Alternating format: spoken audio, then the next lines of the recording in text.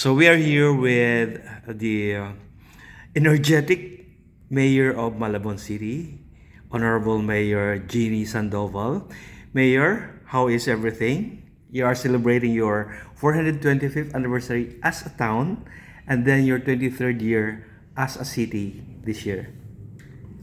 Um, we've come a long way since Malabon became a city, and we've been growing stronger every year, and we're highly urbanized already, and we have so many activities, especially to celebrate the 23rd cityhood anniversary and our 425th founding anniversary of Malabon.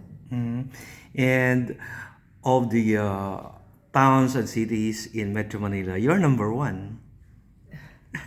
Actually, Malabon is number one. It's a collective effort in collaboration with our constituents. I can't do it alone. Talagang tulungan po yan. We're very attuned to the needs of our constituents.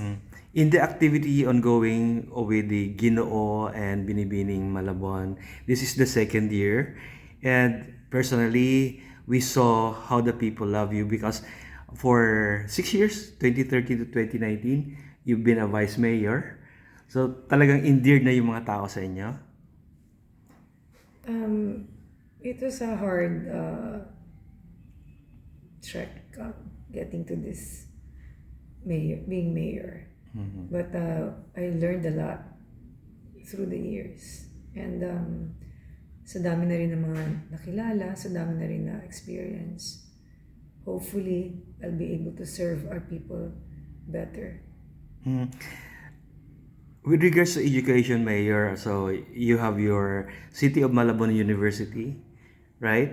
So how is it serving now the people, especially the underprivileged and those who have the disadvantaged ones in your city? All our students in the City of Malabon University are scholars of the LGU. Meaning they don't pay anything. They don't pay anything. They're scholars of the LGU. Initially kasi we had this Unifast, but it didn't go through anymore, but we're trying to get it back. But for the meantime, we have more than 6,000 students who are scholars from the first year to the fourth year. Education kasi is our top priority. And sabi nga nila, kabataan ang pag-asa ng bayan at ang susi sa pag-asa na yan ay edukasyon. So talagang inaalagaan namin ang kanilang pag-aaral. This week, for the next 2 weeks, we're celebrating a University Week. So it's a expansion of their academic, social, cultural, and spiritual activities. Parang holistic ang approach namin to education. So they're showcasing their talent, yung mga talino nila sa hindi lang sa akademya, kundi pati na rin sa pagpa-perform, sa sports, sa iba't ibang mga bagay. And then this year, nag-digitize rin kami. Online na rin ang application, exams, and enrollment. So we're going with the times, high-tech na rin ang school. So, and we're adding new things every year to our curriculum para lang ma-improve and then mag-learn na mas marami ang mga bata. Ang gandang headline na Malabon City celebrates University Week. Parang kayo lang yung meron ganun. First time na this year na we implemented that. Yeah. And then we also have mental health programs, not only for the students, but also for our non-teaching and teachers. And syempre for physical health, may Zumba programs din. So overall, we're taking care of everyone that's connected to City of Malabon University. Is CMU open to other areas or is it exclusive for Malabon City residents?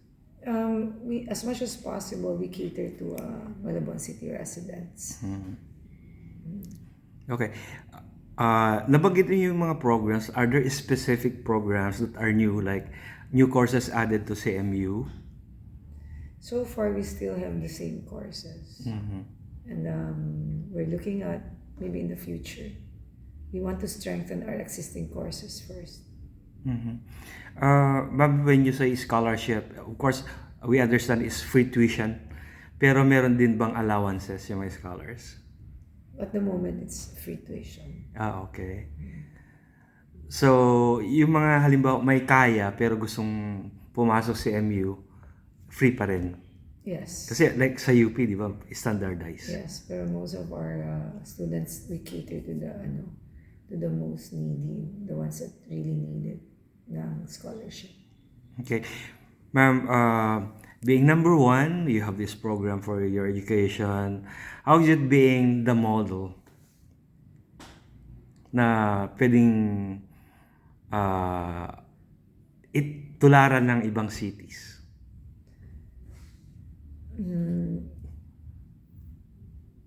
Nakakatuwa rin naman kung napapansin yung aming mga programa dito at gusto nilang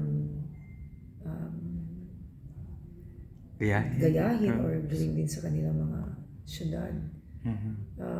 I think one of our pinaka-priority program is yung Blue Card. Okay. Yung Blue Card kasi it's a social service program. We have 94,000 families and each family has their own Blue Card. So we cater to everyone here in Malabon. Walang pinipili, walang politika, walang kulay, walang kasarian. Kahit ano ka pa, basta taga Malabon ka, Malabueño ka, magkakaroon ka ng serbisyo na para sa iyo. So I think yun yung medyo gustong i-emulate ng ibang mga cities. So, Malabon kasi is official color niya is blue, di ba? Yes. I noticed that everywhere. And yung mga damit mo, lahat kahit sa video, blue, may shade of blue. So, siguro naman yung iba mag-iba rin ng kulay. Pero is there a significance of the blue color? May significance ba? Bakit blue? Well, supposedly it's my favorite color. And then na-identify na lang sa amin yung color. Sa Malabon talaga. Okay, ma'am. What message do you have for siguro yung taga Malabon pero hindi sila aware masyado?